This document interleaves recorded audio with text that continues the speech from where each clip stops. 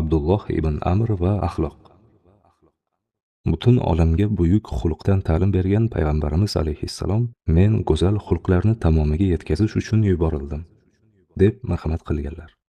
Payg'ambarimiz sollallohu alayhi vasallam dastlab Muhammad Amin edilar. So'ngra Muhammad Rasululloh bo'ldilar. U zot o'zlarida mavjud bo'lgan axloqni Qur'on orqali yanada ziyoda qildilar. Insonda axloq qanday namoyon bo'lishi kerakligini ko'rsatib berdilar. Nozil bo'lgan oyat-i karimalar ham sahobalarni go'zal xulq uzra yetishtirdi. Ulardagi mavjud xulqni yanada mukammal darajaga olib chiqish uchun ta'bir joiz bo'lsa Qur'oniy ta'lim-tarbiya sandonida pishirib, har birlarini husni xulq timsoli qildi. Qur'on tarjimoni unvonini olgan Abdulloh ibn Abbos roziyallohu anhu shunday deganlar: Dinning binosi 4 qavatdan iborat: aqoid, axloq, ibodat va muomalat. Axloqning aqoiddan keyin, ibodatdan oldin zikr qilinishiga ahamiyat beryapsizmi? Go'zal axloqsiz chinakam mo'min bo'la olmaymiz. Ibodat bilan birga axloqingizni ham chin ma'noda go'zallashtirmas ekansiz, ismingiz va qiyofangiz musulmoncha bo'lishi mumkin. Ammo siz bilan turli ishlarda, turfa holatlarda muomala qilganlar harakatlaringizda musulmonlarga xos xislatlarni ko'rmaydi. Ko'rinishdan musulmon bo'lsak-da, ammo o'zaro muloqotda, savdo-sotiqda, qo'shnichilik munosabatlarida vaziyat o'zgarib qolyapti. Chunki biz Qur'onning axloqini hayotimizda yashamayapmiz. Uni to'liq ma'noda aks ettira olmayapmiz. Bu borada ko'p muammolarimiz bor. Abdulloh ibn Amr roziyallohu anhuni tanishdan oldin ismi Abdulloh bo'lmasa-da, ichki dunyosi Abdulloh bo'lgan sahobiya xonim Asmo binti Yaziddan bir hadis rivoyat qilaylik. Asmo binti Yazid madinalik bo'lib, gapga chechan ayol edilar. Bu xonim payg'ambarimiz alayhissalomdan 81 ta hadis rivoyat qilganlar. Bu kishi rivoyat qilgan bir hadis orqali axloq bizda qanday aks etishi kerakligini namuna o'laroq o'rganaylik. Asmo binti Yazid aytadilar: Payg'ambarimiz alayhissalom namoz o'qib bo'lib, jamoaga yuzlandilar. Bizga nimadir o'rgatmoqchi bo'lganlarini angladik. Rasul akram alayhissalatu vassalam eng yaxshilaringiz kimligini aytaymi dedilar. Sahobalar katta qiziqish bilan ha ey Allohning rasuli deyishdi. U zot sizlarning eng yaxshingiz qaraganda Allohni eslatadiganlaringizdir dedilar. So'ng eng yomonlaringiz kimligini ham aytaymi deb so'ragan edilar. Sahobalar yanada sergaklik va hayajon bilan albatta ey Allohning rasuli dedilar. Payg'ambarimiz alayhissalom shunday dedilar: eng yomonlaringiz chaqimchilik qilib yuradiganlar, bir-birini yaxshi ko'rganlarni orasini buzadiganlar, pokiza insonlarga fasodni xohlovchilardir. Nima uchun aynan axloqni aynan Abdulloh ibn Amr roziyallohu anhudan o'rganishimiz kerak? Buning albatta bir sababi bo'lishi kerak. Rasul akram alayhissalatu vassalamning qo'llarida yetishgan barcha sahobalarning hayotida axloqning go'zal namunalari namoyon bo'lgan.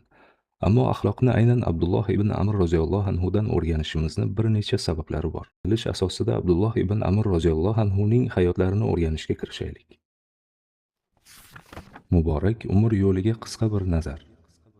Abdulloh ibn Amr roziyallohu anhuning otalari Amr ibn Os roziyallohu anhudirlar.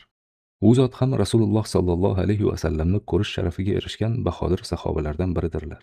Ammo afsuski keyingi davrlarda ba'zi ko'ngilsiz hodisalarda ham ismlari tilga olinadi. Shuning uchun ham Amr ibn Os roziyallohu anhuning hayotlari haqida hikoya qilsak, ba'zan o'sha noxush voqealarga ham duch kelamiz. Ammo hayotlik davrlarida nimalar sodir bo'lgan bo'lsa ham, o'lim to'shagida aytgan so'zlari bu hodisalar uchun tavba qilganiga ishoradir. Biz ham shu ishoradan kelib chiqib, mazkur sahobiyga o'zgacha munosabatda bo'lamiz. Hayotidagi barcha holatlarni shu asosda anglashga harakat qilamiz. Amr ibn Os arablarning ishbilarmoni edi. Nihoyatda zakovatli shaxs bo'lgan. Makkaning diplomatik aloqalardagi vakili bo'lib, Habashiston, Yaman, Bahrayn va Vizantiyada tanilgan edilar. Payg'ambarlikning 6-yilida musulmonlar Ja'far Tayyor boshchiligida Ja'far ibn Abu Tolibning laqabi boshchiligida Habashistonga hijrat qildilar. Makkaliklar ularni qaytarib yuborish uchun vakil sifatida Najoshiy bilan yaqin munosabatda bo'lgan Amr ibn Osni yuborishadi. Amr u paytlar hali musulmon bo'lmagan edi. U podshohning oldiga borishga bordi-yu, qo'li bo'sh qaytdi. Chunki Alloh taolo o'sha kuni Najoshiyning qalbiga iymon urug'larini ekkan edi. Najoshiy mu'minlarni shafqat va marhamat bilan bag'riga olib, ularni Amr ibn Osga topshirmadi. Amr ibn Os hijratning 7-yiligacha ham iymonga qarshi bo'lgan. Hudaybiya g'azotidan keyingina Madinaga kelib, ko'pchilik qatori payg'ambarimiz alayhissalomning qo'llarida iymon sharbatini ichgan. Amr ibn Osning otasi Os ibn Voil islomning ashaddiy dushmani edi. Qarangki, Alloh taolo shunday bobodan Abdulloh ibn Amrdek nabirani yetishtirdi. Abdulloh ibn Amrning asl ismi Os ibn Amr edi. Os Osiy deganidir. Payg'ambarimiz alayhissalom: musulmon ham osiy bo'ladimi? Bundan buyon sening isming Abdulloh deb uning ismini o'zgartirdilar. Abdulloh ibn Amrning onasi Rayta binti Munabbih ibn Hajjoj bo'lib, Makkani nasabdor oilalardan edi. Rayta ham Fath kunigacha iymon keltirmagan. Hatto o'z e'tiqodida Amr ibn Osdan ham qattiq turgan. Makka fath qilingach, hijratning 8-yilidagina Rayta xonim ham islomni qabul qildilar. Keyin esa eng yaxshi muslimalardan bo'ldilar. Abdulloh ibn Amr hijratdan 7 yil avval, ya'ni payg'ambarlikning 6-yilida dunyoga kelganlar. Ko'zlarini johiliyatda emas, islomda ochdilar. Necha yoshda iymon keltirganlari ma'lum emas, lekin shunisi aniqki, u zot ota-onalaridan avval musulmon bo'lganlar. Iymonga kelishlariga sabab bo'lgan hodisa taxminan shunday. Makkada islomning dastlabki xabarlari tarqala boshlagan paytda Amr ibn Os ayoli Rayta bilan shu voqealarni muhokama qilar. Kichkina Abdulloh esa beixtiyor bu gaplarni tinglar edi.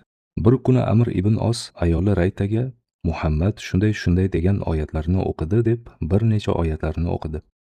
Jajji Abdulloh ularni eshitdi-yu, hali kichik bo'lishiga qaramay iymon keltirdi. Ammo bu iymondan na ona na ota xabardor edi. Buni qarangki, mushrik ota-onaning haq din haqidagi suhbatlari yosh Abdullohni iymonga chorlagan edi. Bunga dalil Abdulloh ibn Amrning o'zlaridir. Otasi ham, onasi ham, payg'ambarimiz alayhissalom ham, boshqa biror sahobiy ham unga iymonga oid biror so'z aytmagan edi. Ammo u uyda ota-onasining islomga qarshi qilgan suhbatlari davomida musulmon bo'ldi. Ulug' sahobiy yillar mobaynida iymonini yashirib yurdilar. Keyinchalik o'sha kunlarni shunday eslaganlar. Makkada Rasululloh sallallohu alayhi va sallamga uzoqdan qarab turardim. Ichimda men ham sizga iymon keltirganman, lekin otamning g'azabidan qo'rqqanim uchun bora olmayman der edim. Rasul akram alayhissalatu vassalam Abdulloh ibn Amr roziyallohu anhuni qobiliyatini ko'rib, sening joying Suffa maktabidadir deb u kishini o'sha yerga yo'lladilar. Talabalikni boshlaganlardan bir necha oy o'tib, u kishi mazkur maktabning muallimiga aylandilar. Payg'ambarimiz alayhissalom o'qish yozishni bilmaydiganlarni u kishiga topshirar edilar. Madina xotiralari. Rasululloh sallallohu alayhi va sallamning shunday odatlari bor ediki, bomdod namozidan keyin sahobalarga yuzlanib, "Bugun kim tush ko'rdi?" deb so'rardilar. Tush ko'rgan sahobalar tushlarini aytib berishardi. Ularning kunduzlari mazmunli o'tgani uchun tushlari ham ma'noli bo'lar edi. Minoralarimizni bezab turgan tavhidning shiori bo'lmish azon Abdulloh ibn Zayd roziyallohu anhuning tushi edi. Boshqa so'zga hojat bo'lmasa kerak. Ulug'lar ana shunday tush ko'rishardi. Bir kuni Rasul akram alayhissalatu vassalam yana tush ko'rganlar bormi deb so'radilar. Abdulloh ibn Amr roziyallohu anhu: "Ey Allohning rasuli, tushimda bir qo'limda sariyog', bir qo'limda asal ko'rdim. Men ularni ishtaha bilan yeyayotgan ekanman" dedilar. Payg'ambarimiz alayhissalom: "Sen tush emas, haqiqat ko'ribsan Abdulloh. Ham Qur'on, ham Tavrot o'qiganing, ularning haqiqatini anglaganing uchun Alloh ulardagi xabarlarni senga sariyog' va asal kabi yediryapti" dedilar. Keyin Rasululloh sallallohu alayhi va sallam u kishiga Qur'ondan boshqa tahrif qilingan, ya'ni o'zgartirilgan matnlarni qanday o'qish kerakligini o'rgatdilar. Abdulloh ibn Amr taxminan 15-16 yoshida uylandi. Nabiy sallallohu alayhi va sallam qizlarini ham, yigitlarni ham ertaroq oila qurishga targ'ib qilganlar. Shuning uchun Amr ibn Os roziyallohu anhu ham o'g'li Abdullohni 15-16 yoshidayoq gunoh tushiga ham, hayotiga ham kirmagan davrda uylantirgan. To'ydan bir necha oy o'tgach, ota o'g'li bilan kelinidan xabar olish uchun bordi. Kelinidan "O'g'limning muomalasidan rozimisan?" deb so'radi. Kelin qaynotaga uyalibgina shunday dedi: "Alloh sizdan ham, u kishidan ham rozi bo'lsin. Allohga qasamki, men u kishidan roziman. Faqat birgina kamchiliklari bor. Juda ko'p nafl namoz o'qiydilar, nafl roza tutadilar. Doim ibodat bilan mashg'ul bo'ladilar. Tonggacha Qur'on o'qiydilar. Shuning uchun bizga e'tibor bermaydilar." Amr ibn Os bu javobdan g'azablanib, o'sha yerda o'g'liga dakki berdi. So'ngra uning qo'lidan tutib Rasululloh sallallohu alayhi va sallamni huzurlariga olib bordi-da: "Ey Allohning rasuli, men o'g'limni Qurayshning nasabli go'zal qiziga uylantirdim.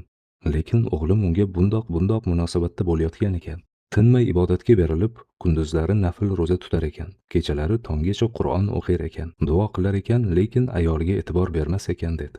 Nabiy sallallohu alayhi va sallam shunday dedilar: "Sen uchun men namuna emasmanmi Abdulloh? Men ham ba'zan nafl roza tutaman, ba'zan tutmayman. Kechaning ma'lum vaqtida Robbim bilan xoli qolaman, lekin oilam bilan ham vaqt o'tkazaman. Unutmaginki, senda har bir haq egasining haqqi bor. Senda badaning, oilang, qo'shnilaringning haqqi va albatta Allohning ham haqqi bor. Sening vazifang har bir haq egasiga haqqini berishdir. Mana shu mening sunnatimdir. Kim mening sunnatimdan yuz o'girsa, mendan emas.